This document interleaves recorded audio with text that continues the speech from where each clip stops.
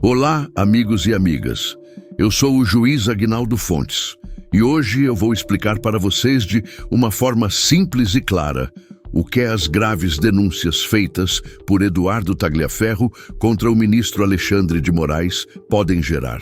E a pergunta central é esta: se essas denúncias forem verdadeiras, existe a possibilidade de o julgamento do ex-presidente Jair Bolsonaro ser anulado por causa de fraudes processuais? Vou te levar passo a passo nessa explicação para que você, que talvez não entenda nada de direito, consiga acompanhar tudo e ficar grudado até o final. Imagina que estamos em um filme de suspense jurídico. Tem acusações pesadas, provas que surgem do nada e o destino de um processo que pode mudar a história do país. Vamos lá? Primeiro, vamos contextualizar quem é esse Tagliaferro e o que ele está dizendo. Eduardo Tagliaferro era um perito judicial, um especialista em tecnologia e análise de dados, que trabalhou como assessor-chefe na Assessoria Especial de Enfrentamento à Desinformação do Tribunal Superior Eleitoral, o TSE, em 2022. Naquele ano, o ministro Alexandre de Moraes era o presidente do TSE e Tagliaferro estava bem no meio das investigações sobre fake news, atos antidemocráticos e supostas ameaças às eleições. Ele era o cara que ajudava a coletar e analisar provas digitais, como mensagens de WhatsApp, posts em redes sociais e dados de perfis online. Agora, em 2024 e 2025, Tagliaferro fugiu para a Itália, alegando perseguição, e começou a fazer denúncias bombásticas contra Moraes. Ele diz que viu de perto irregularidades graves no gabinete do ministro.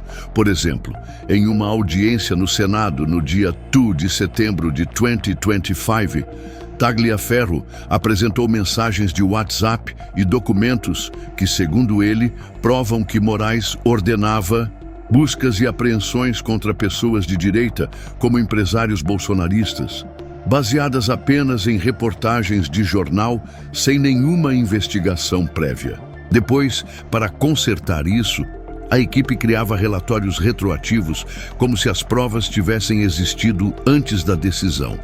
Ele chama isso de fraude processual.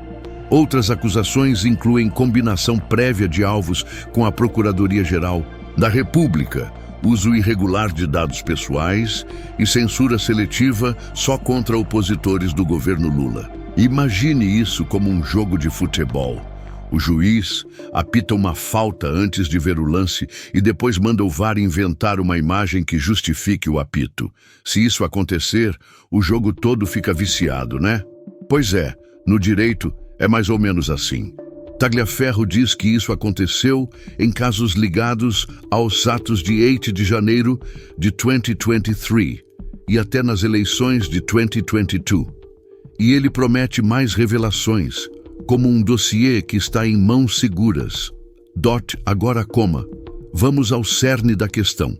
O que é fraude? Processual? Eu vou explicar de um jeito que até uma criança de 10 anos entenda. No nosso Código Penal brasileiro, no artigo 347, fraude processual é quando alguém altera, inventa ou esconde provas em um processo judicial, civil ou administrativo para beneficiar ou prejudicar alguém. É como se você estivesse jogando baralho e trocasse as cartas no meio do jogo para ganhar. A pena pode ser de 3 meses a 2 anos de detenção, mais multa. Se for em um processo penal, como o de Bolsonaro, a coisa fica ainda mais grave. No mundo do direito, processos precisam seguir regras rígidas para serem justos. É como uma receita de bolo.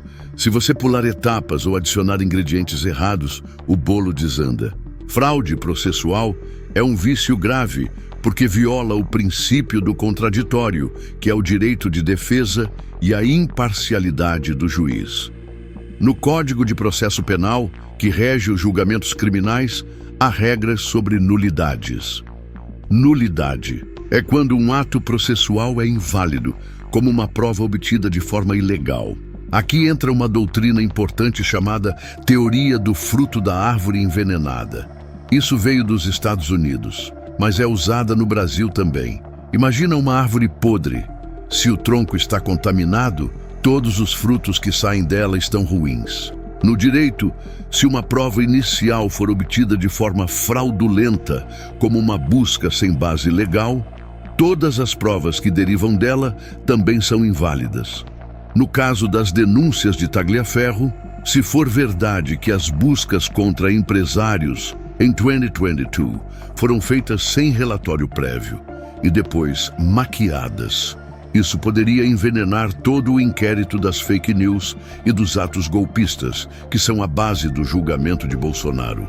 Falando no julgamento de Bolsonaro, ele está sendo julgado no Supremo Tribunal Federal por suposta tentativa de golpe de Estado, abolição violenta do Estado Democrático de Direito e outros crimes relacionados aos eventos pós-eleições de 2022 e ao 8 de janeiro. O processo é o Inquérito 4.921, e Moraes é o relator, ou seja, o juiz principal.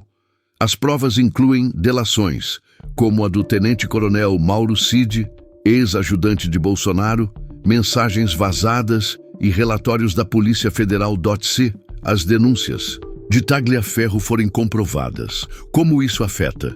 Bem, aliados de Bolsonaro, como o senador Flávio Bolsonaro e a senadora Damares Alves, já pediram no Senado a suspensão imediata do julgamento. Eles argumentam que há fraude processual desde o início, decisões sem provas, relatórios falsos e perseguição seletiva. No dia 2 de setembro, a Comissão de Segurança Pública do Senado aprovou enviar os documentos de Tagliaferro para o STF, o TSE, o Conselho Nacional de Justiça e até para as defesas dos réus do 8/1. Isso pode ser usado para pedir nulidade no direito processual penal. Para anular um julgamento, precisa haver um reconhecimento de nulidade. Existem nulidades relativas, que podem ser sanadas se não houver prejuízo, e absolutas, que invalidam tudo, como violação ao devido processo legal. Fraude processual é tipicamente uma nulidade absoluta, porque fere a essência da justiça. O artigo 564 do CPP lista causas de nulidade, como incompetência do juiz, falta de defesa ou provas ilícitas. Como isso seria feito na prática? A defesa de Bolsonaro poderia entrar com um habeas corpus no STF, pedindo a anulação por vício insanável, ou, em recurso, alegar cerceamento de defesa. Se comprovado que Moraes, como relator, cometeu irregularidades, ele poderia ser declarado suspeito, artigo 254 do CPP, e o processo seria redistribuído. Em casos extremos, o STF poderia declarar a nulidade de ofício, ou seja, por iniciativa própria. Mas atenção, isso não é automático. As denúncias precisam ser provadas. Tagliaferro é réu em processos por obstrução de justiça e violação de sigilo, e o gabinete de Moraes rebateu dizendo que tudo foi regular e documentado. A Procuradoria-Geral da República acusa Tagliaferro de alinhamento com bolsonaristas. Então, haveria uma investigação paralela, talvez no Conselho Nacional de Justiça ou até internacionalmente, já que há sanções do CPCU contra Moraes pela lei Magnitsky. Pensa nisso como um dominó. Se a primeira peça, as buscas fraudulentas, cair, o resto desaba. No julgamento de Bolsonaro, muitas provas vêm daqueles inquéritos iniciais. Se eles forem anulados, o processo pode recomeçar do zero ou até ser arquivado por falta de provas válidas. Isso já aconteceu em casos famosos, como na Lava Jato, onde nulidades levaram à anulação de condenações por suspeição de juiz. Agora, as implicações são enormes. Se anulado, Bolsonaro poderia se candidatar novamente, afetando a política brasileira. Mas, se as denúncias forem falsas, Tagliaferro pode ser processado por calúnia. E o STF? A credibilidade da corte está em jogo. Senadores como Magno Malta e Carlos Portinho falam em impeachment de Moraes se as fraudes se confirmarem DOT. Para prender você até aqui, imagine o suspense. Estamos no meio de um julgamento histórico, com um ex-assessor fugitivo na Itália, soltando bombas que podem explodir tudo. Será que o STF ignora ou suspende? Flávio Bolsonaro já disse que vai levar isso para Donald Trump nos EUA, pedindo mais sanções. E Tagliaferro promete mais dossiês, é como um seriado que não acaba.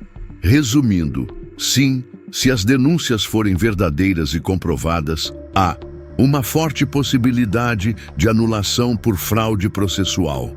O direito brasileiro protege o processo justo e vícios como esses não passam impunes, mas depende de provas concretas e decisões judiciais. Fique de olho, porque isso pode mudar o rumo do Brasil, DOT. Obrigado por me acompanhar até o fim. Se você entendeu, curta, comente e compartilhe mais pessoas. Eu sou Aguinaldo Fontes e justiça é para todos entenderem. Até a próxima.